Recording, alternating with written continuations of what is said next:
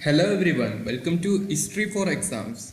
As usual, I would like to start with a question. There existed four important or four major civilizations in the world in our ancient history. And one among them was Indus civilization, as we are going to discuss today. Think and comment which were the rest of them. Without any delay, let's get started. And today we are going to start with Indus civilization part 1. Let's begin.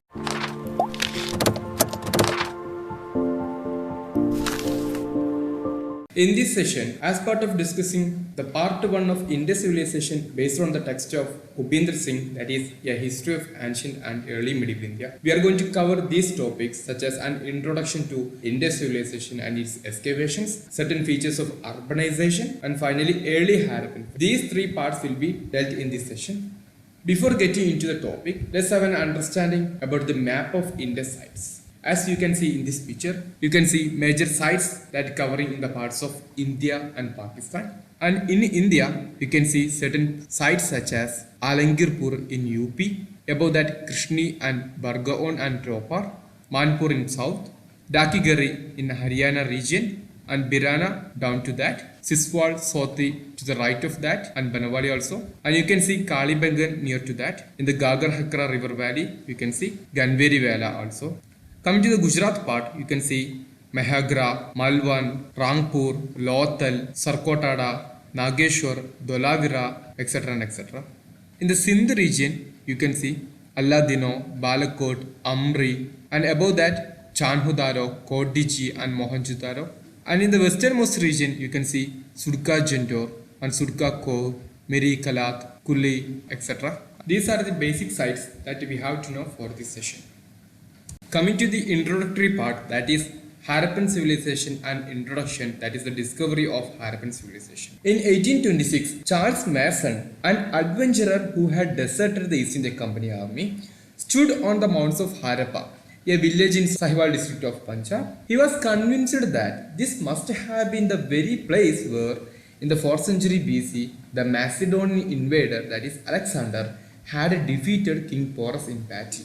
Many decades later, in the 1850s, Harappa was visited by Alexander Cunningham, a military engineer with the East India Company. When Cunningham revisited Harappa in 1872, he came as Director General of the newly established Archaeological Survey of India. Cunningham found stone tools and ancient pottery and also obtained a seal with a bull and some strange writing. But only in the 20th century, the major discoveries happened. And in 1920, Dayaram Sahini started excavations at Harappa. And in 1921, R.D. Banerjee started excavating Mohenjo-daro. The formal announcement of the discovery of the Indus or Harappan civilization was made in 1924 by John Marshall. And he was the Director General of the Archaeological Survey between 1902 and 1928. Next is the extent of geography or the geographical extent of Indus civilization or Harappan civilization. The northernmost region was Manda in Jammu and Kashmir and the southernmost region was Malwan in Surat district of Gujarat. In the westernmost region was Sudka Jendar on Makran coast of Pakistan and east it was Alangirpur in Saharanpur district of Uttar Pradesh. For understanding Indus civilization, we can see major sources such as pottery, and the most common pottery of this period was BRW, that is black and red ware, and certain other sources such as terracotta cakes, and it was usually in triangular shape. A standard brick size was there, and it was in the proportion of 1:2:4, and certain types of stone and copper artifacts such as seals, and finally the Indus script. These are the basic and major sources for the discovery or for the study of Harappan civilization. Next is about Harappan urbanization or Harappan civilization. For that, V. Gordon Childe, he described this city as the result and symbol of a revolution that marked a new economic stage in the evolution of society. Gordon Childe said that, like the earlier Neolithic revolution, the urban revolution was neither sudden nor violent. It was a culmination of centuries of gradual social and economic changes. Thus, he introduced 10 characteristics of cities. We are going to discuss the 10 characteristics of cities by B. Gordon Childe. First one, world cities were larger and densely populated than villages, a general feature. Cities were larger and densely populated than villages. Second point regarding city population, it included some farmers and herdsmen and they were temporary. but had more full-time craftsmen, merchants, transporters, officials, and priests in a city. Third point, farmers had to hand over their surplus as tax or tribute to the ruling elite. That is a general nature regarding a city life. As fourth point, Gordon Child says as monumental public buildings that reflected the concentration of social surplus in the hands of ruling elite. As the fifth point, he says that there existed a trade-off between ruling class and the rest of the society. Sixth and seventh point, he gives importance to certain kind of inventions. And as the sixth point, invention of system of recording, such as writing and numeral notation, that was one of the major advantage of a city life. And this invention of writing, as the seventh point, he says that it was useful sciences such as arithmetic, geometry, and astronomy, and creation of calendar. Such kind of things happened after the invention of writing. Artistic expressions are major part of cities. That was his 8th point. And as the 9th point states that there existed long distance trade. A long distance trade is a general feature of any city. As the last and 10th point, there existed a state reorganization based on residence in a territory rather than on kinship. In city life, we can see a territorial residence than based on a kinship that is generally a nature of rural or tribal society. These are the 10 characteristics of cities according to Child. Now let's look into certain recent discoveries and new perspectives or changing perspectives. By this we can understand that some newly excavated sites are larger than the older sites, such as Lurewala and Ganveriwala in Cholistan region or Gagar Hakra River Valley, Rakhi Garhi in Haryana, and recently in 2015 under Dr. Shinde, the Rakhi Garhi was excavated much more, and thus it is considered as the biggest excavated Indus site ever. And Dholavira in Gujarat also comprises of many excavations and is also considered as larger than many older sites. And the recent discoveries help us to attain certain new attention to smaller sites such as Allah Dino near Karachi, and that is only about 5 hectares, but it reveals all the main features of Harappan civilization, meaning the size does not matter. Being only 5 hectares, Allah Dino could reveal all the main features of Harappan civilization such as Harappa and Mohenjo-daro, all having 200 or 150 hectares sizes. Balu in Haryana, a small fortified settlement, it also has rich variety of land remains. These are certain important discoveries and new changing perspectives.